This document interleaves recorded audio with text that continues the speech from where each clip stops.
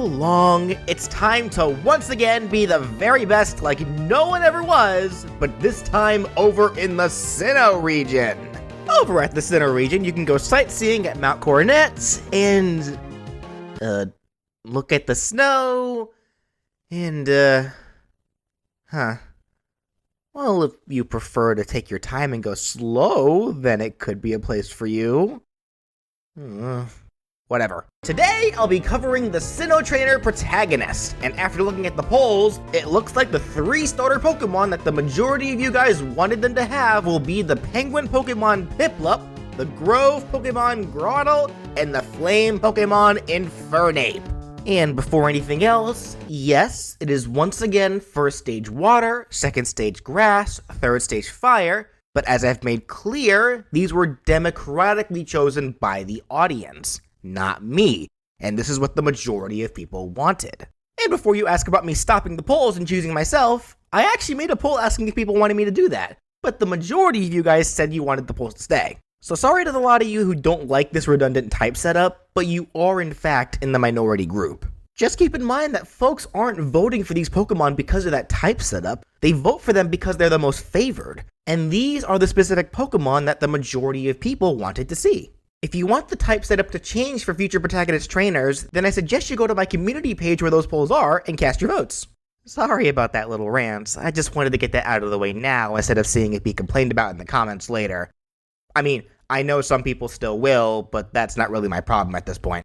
Anyways, getting into the Pokemon themselves, Piplup would be the smallest and lightest of the bunch with the shortest range and the weakest damage output, but its attacks would have some consistently good frame data and excellent combo potential. Grotle, despite being the middle stage evolution, would be the heaviest and the slowest of the 3. In fact, its weight and bulk will be its most defining aspect. Appropriate for a tortoise after all. Its attacks do deal slightly more damage on average compared to the others, and it will deal the most amount of knockback. And Infernape will be the fastest and most acrobatic of the 3, with a mix of attacks that are either quick but weak, but pretty strong with some end lag, making it the most versatile of the 3 Pokemon. But despite being heavier than Piplup, it's still rather light in general, making it easier to KO if it's not careful. They'd all have 2 jumps, and while Piplup wouldn't have any additional movement options, Grotle would be able to crawl, and Infernape would be able to both wall jump and wall cling.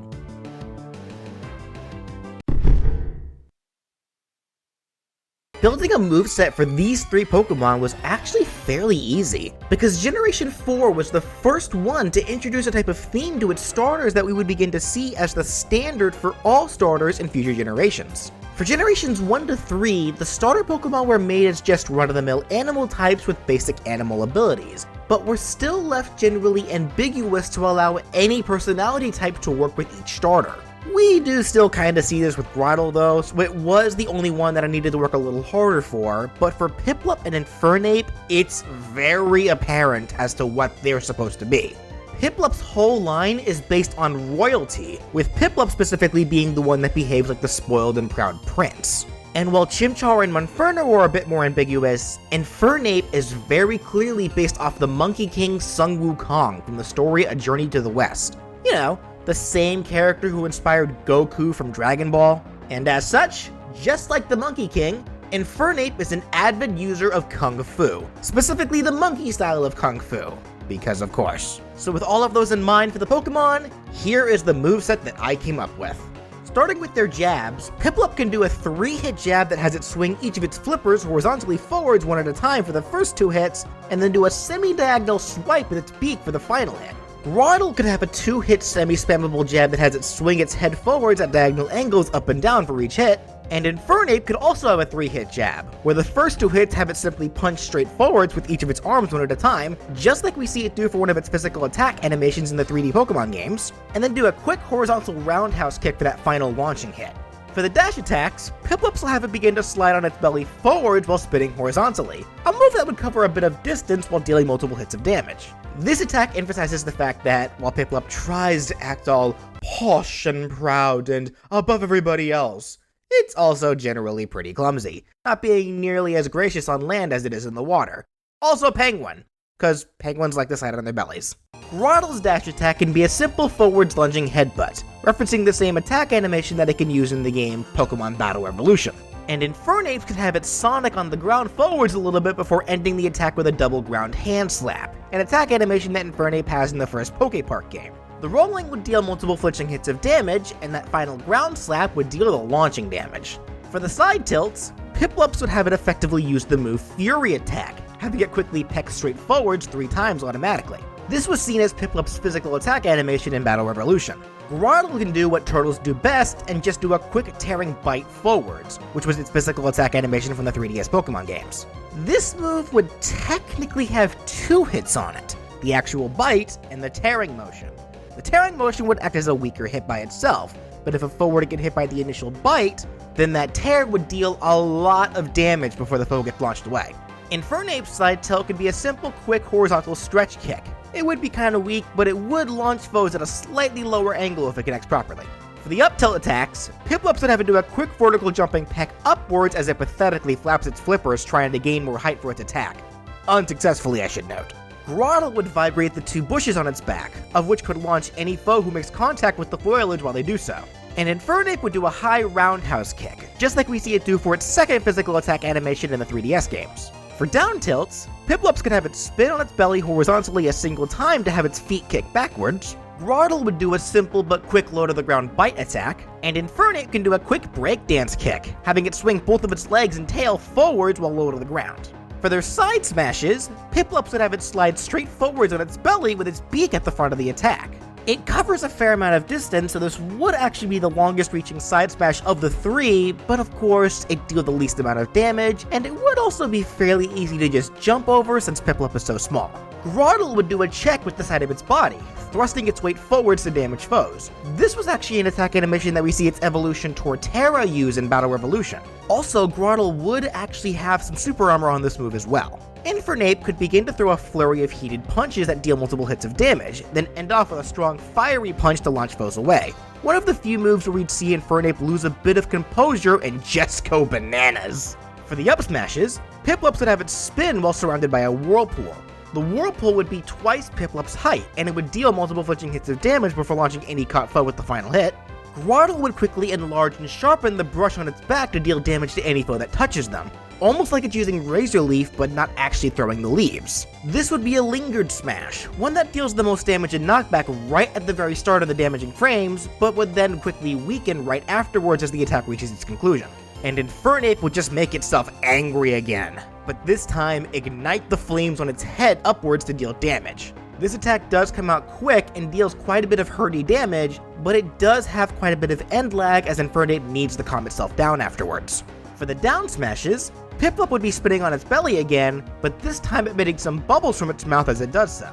Its spinning body is what deals the major damage, but it doesn't actually send foes all that far, whereas the bubbles deal very little damage but can launch foes a fair distance. The bubbles also linger for a little bit before popping, so this can be used for a bit of stage pressure as well. Grotle can stomp its 2 front legs on the ground to cause a mini quake around its body. The quake itself does deal some damage and knockback, of course. However, if any foe gets too close and gets hit by Grotle stomping legs specifically, they'll take major damage on top of being buried. And this is another attack that does give Grotle some super armor. Infernape could do an upside down breakdance kick. You know, that move that we see Sonic use for one of his taunts, except as an attack. It would have Infernape swinging both of its legs on both sides of itself a few times to launch any foe who gets kicked. For the neutral aerials, Piplup would spin its body vertically while holding its flippers out horizontally in opposite directions, a move that would hit multiple times before launching foes. Grotle can be an early frame lingering attack, one that has it simply stretch its legs and brush out to deal damage. It's at its strongest right at the start of the move, but then quickly weakens until the attack finishes. And Infernape can just go Sonic again and spin in a curled up fireball, just like we see it do in Battle Revolution. You know, I just realized I keep finding myself making a lot of Sonic comparisons to Infernape. Wait a second. I knew it! For the forward aerials, Piplup could do a 2-hit attack that has it simply peck forwards twice. It's quick, but doesn't have a lot of range. Grotle can do a front flip to swing its brush forwards from high to low during the flip to attack. This would actually be able to spike foes if they get hit by a certain frame on the brush, so as such, this aerial would have a bit of start lag. Infernape could also have a 2-hit forward aerial just like Piplup, except instead of pecking, of course, it would do a double kicking feet fly-up move. where it would start with a quick knee jab before immediately following up with a full kick from its other leg. The knee jab would only cause flinching damage, and the kick would be what launches foes. For the back aerials, Piplup could do a single horizontal spin while swinging both of its flippers behind itself to attack. Another quick and decently strong move with not a lot of range. Grotle could do a simple horse kick with both of its hind legs towards the back, and Infernape could spin backwards to do a quick low to high vertical kick. For the up aerials, Piplup could do a quick backflip to do a swinging headbutt from front to back. Grotle would swing its head upwards from low to high. This would have a bit of trouble hitting foes directly above itself, so it is mostly better for hitting foes in front of Grotle. And Infernape could do a simple but quick vertical kick upwards. And for the down aerials, Piplup would begin to throw a mini tantrum as it pathetically flutter kicks its feet downwards while flapping its flippers in vain. This attack also hits multiple times before launching foes, and it racks up damage pretty quickly. Grotle would use a form of body slam and would fall straight downwards with its belly out. Due to its weight as well as some super armor, it's hard to interrupt Grotle as it does this, but because of that, using it off stage is generally a bad decision. Any foe hit by this at the very beginning of the move will also be spiked. And Infernape would do a double hammer punch from high to low straight downwards, another attack that can spike if it connects properly.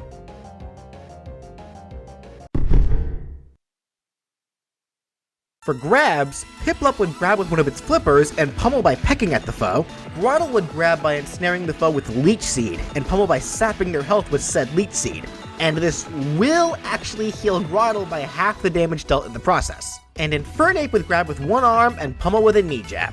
For Piplup's throws, its forward throw would have it simply headbutt the foe forwards, but doing so makes it kinda dizzy for a second, as it put way too much force into that attack that it could really handle. Its back throw would have it spin with the foe in hand before clumsily tossing them backwards. The up throw can have it quickly slide into the foe's feet, popping them into the air. And the down throw can have Piplup jump on the foe and stomp on them with a tantrum to rack up damage before they get knocked away.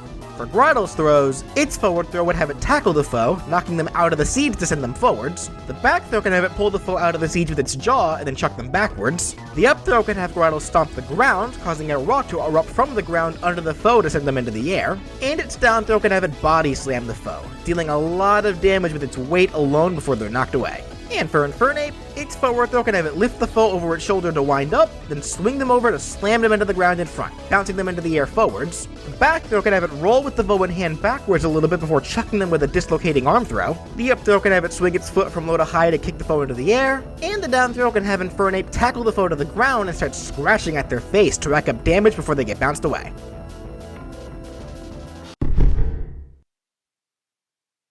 Starting with Piplup's neutral special, it could use the attack Bubble Beam. It would shoot a stream of bubbles straight forwards a fair distance, and each individual bubble would deal small flinching damage as it pops on contact, effectively slowly pushing foes away until they reach the apex of the bubble beam. Piplup can keep this going for as long as the special button is held down, but the stream will begin to die down once it starts, shortening its range, and after 6 seconds, Piplup will just stop to catch its breath, making it vulnerable for a bit. So it's recommended that you stop the attack before this happens and wait a few seconds before using it again to let the attack recharge. Also, this attack will have a secondary effect, just like it does in the main Pokemon games. Each bubble has a 10% chance to cause a hit foe's movements to be sluggish for 5 seconds, lowering their overall movement speed. For Grotle's neutral special, it could use the powerful Seed Bomb. It would throw a single large seed out of the brush on its back at a forwards angled arc, which then explodes as soon as it makes contact with something, whether that's the stage, item, projectile, or an unlucky foe. Only one seed bomb is able to be on screen at a time, so it's not really that spammable, but it is pretty powerful, with each explosion dealing a lot of damage and knockback. For Infernape's neutral special, it could use Fire Spin. This would act as a type of disjointed command grab that can be shielded. After a bit of start lag, Infernape breathes fire into the area in front of itself to create a fiery vortex, and any foe who gets hit by these flames will be trapped in the vortex for a short duration. While trapped, they'll take a continuous amount of damage, racking up to at most 15% of accumulated damage. Caught foes are able to escape sooner through the same methods that you would use if you were buried or stunned, and it does get harder if you're at higher damage percents, so I hope you're good at mashing. That said, even if you aren't, you're not totally doomed if you get caught, as you can't be grabbed out of the vortex, and weaker attacks can't even knock you out. However, stronger attacks are able to knock you out of the vortex, granted you'd only be launched about half the distance than normal. So overall, it's just obviously ideal to just avoid being captured at all, which shouldn't be too hard, but with the Fire Spin's general startup lag, so you should be able to see it coming in time to shield it or just to get out of the way. Now for the side specials, Piplup could use HMO3, Surf. And this could be a reference to Piplup's original role in Smash Bros. As a Pokeball item back in Brawl before Oshawott came and snatched it up.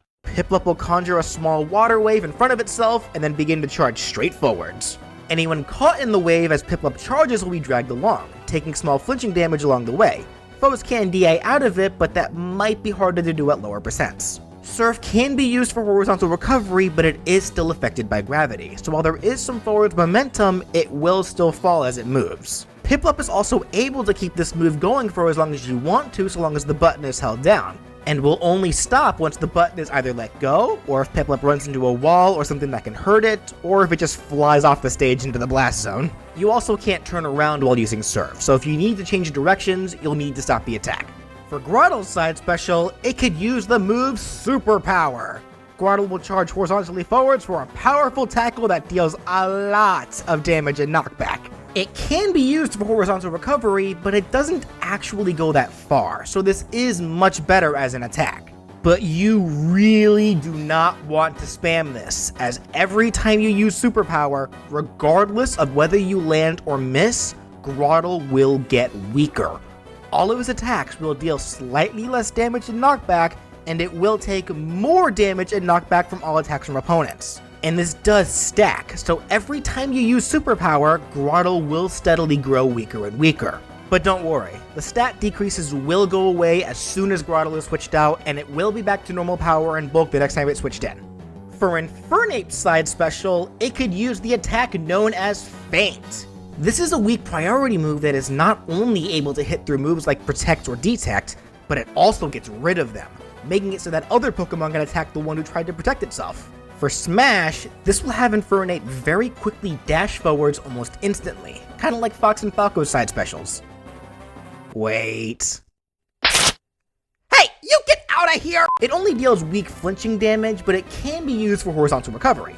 However, this special has a pretty unique secondary effect. Unlike the Fox and Falco illusions, Infernape's Feint will be able to pass through foes that are in its range, even if they're shielding.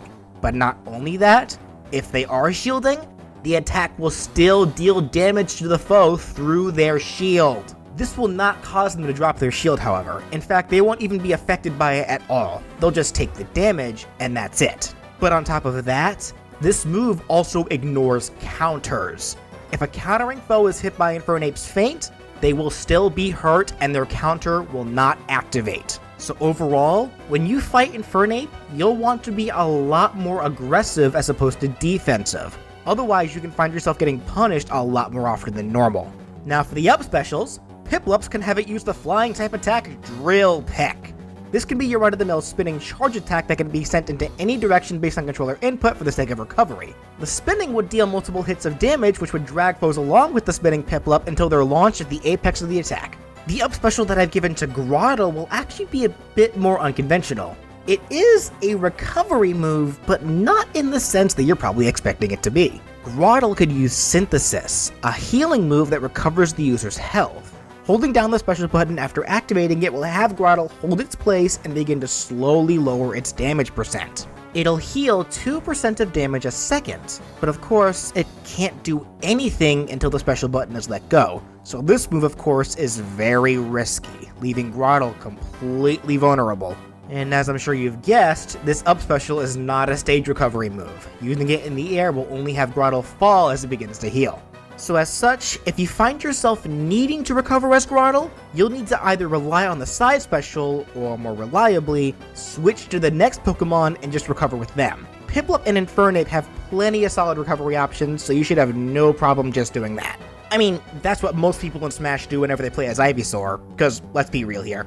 Vine Whip never works! Anyways, Infernape's up special could have it use the move Rock Climb, a move introduced in Generation 4 that acted as an HM that allowed Pokemon to scale up walls.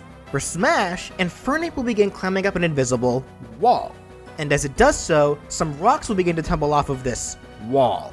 This is an attack, by the way, so anyone in Infernape's way as it scales up the wall will be dealt some damage and knockback. And the rocks that are falling as it climbs could also deal some damage to foes below. They deal some damage, but only a little bit of knockback. Now, here's the big thing with this move. If Infernape uses Rock Climb into a wall or the side of a stage in general, it'll automatically climb the entire wall until it reaches the ledge, of which it'll just snap to said ledge. If the wall doesn't have a ledge at the top of it, however, Infernape will just zoom up past the end of the wall. So you still worried about Grotle's lack of reliable recovery? After hearing what Infernape can do, you really shouldn't be. All you gotta do is use the Pokemon Change Down special, of which the order goes from Piplup to Grotle to Infernape, and then back to Piplup.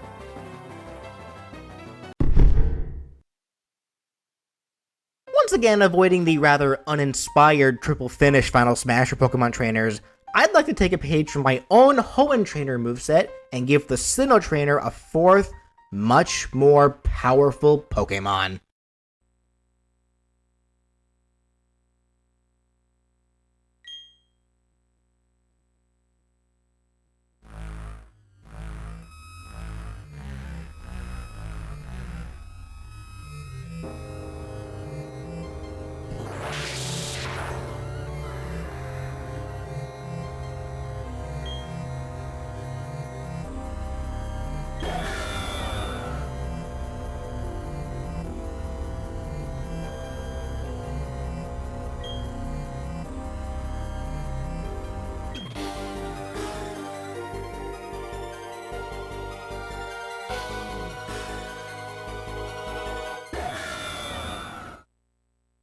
Giratina, the Lord of the Distortion World. This will be a cinematic final smash where the trainer will call out Giratina over the spot that their current Pokemon in play is standing, while also returning said Pokemon, and it'll open a dark wormhole all around itself. Wormhole. Worm as in dragon, and Giratina as a dragon who's making anyways. And anyone too close will be pulled in. From there, it'll show the caught foes trapped in the Distortion World, where Giratina in its origin form will attack the foes with its destructive power, dealing large damage. The smash will end with Giratina sending the foes back to the stage with another wormhole, launching them towards the direction of wherever the current in-play Pokemon was facing. Afterwards, the trainer will return Giratina to its ball as they bring their last Pokemon back out to resume the battle.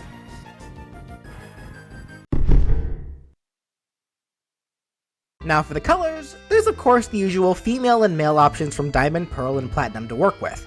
The default color, which will have the 3 Pokemon in their normal colors, can show the female trainer, who is officially called Dawn, and she can be in her Platinum appearance. Then the first alt could have the male trainer, better known as Lucas, with his Platinum design, with the Pokemon in this alt having red hues. The next can have Dawn in her outfit from Diamond and Pearl, and her Pokemon could all have hues that would reference the color scheme of Pokemon Pearl version. Then we can have Lucas in his Diamond and Pearl outfit, and his Pokemon would have a diamond color scheme for their hues. And for the remaining alts, these could be colors that reference some of the characters that you meet and partner up with during your adventures in Sinnoh.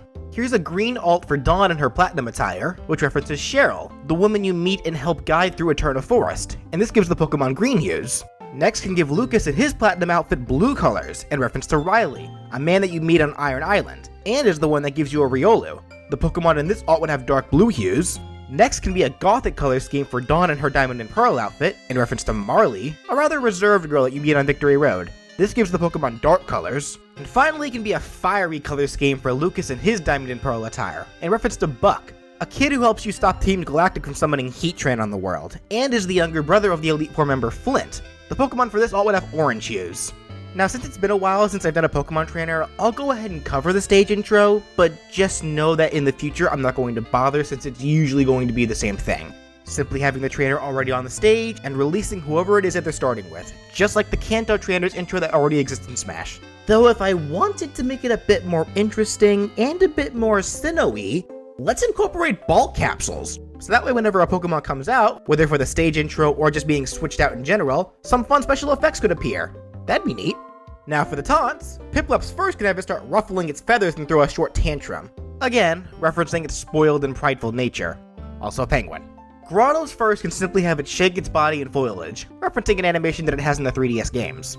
And Infernape's first can have it hold a very tense stance as its body glows red, referencing an animation from Battle Revolution. Piplup's second taunt can have it puff up its chest with its flippers on its hips to try to make itself look bigger, again, referencing its spoiled nature. And I think actual penguins sometimes do that too. I'm not actually sure, but it sounds like something they'd do. Grotle's second can have some berries randomly grow on its brush, which then quickly fall off and disappear.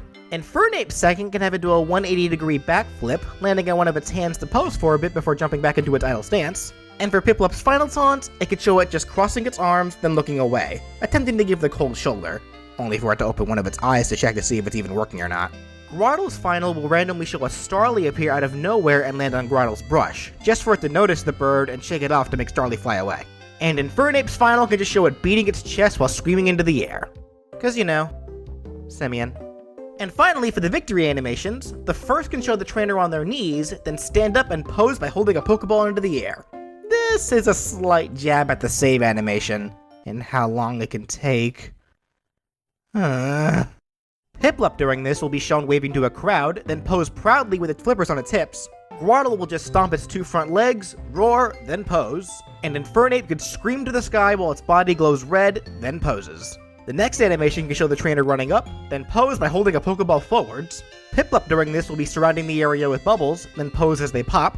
Grotle will just be calmly basking in the sunlight, then do a simple pose afterwards. And Infernape will be bouncing its legs excitedly while its knuckles are on the ground, then does a front flip and do a pose. And for the final victory animation, the one where the trainer can be interacting with the Pokemon, the first can show the trainer wanting to hug Piplup, but Piplup tries to act all proud and just ignores their trainer, only for said trainer just to grab Piplup and hug it tightly, leading to Piplup to start squirming like an embarrassed child. The next with Grotle can show it just giving a big yawn before laying down for a nap, and the trainer kneels down next to Grotle and pets it as it sleeps. Also, some random Pokemon like Starly or Kricketot and whatnot will appear and perch on Grotle's back. And finally, for Infernape, it'll start with just the trainer there by themselves, looking around for Infernape, until suddenly it appears from the top of the screen hanging upside down behind the trainer. And it teasingly taps their trainer's shoulder to make him look the wrong way, then it jumps down and puts its arm over the trainer's shoulder in excitement.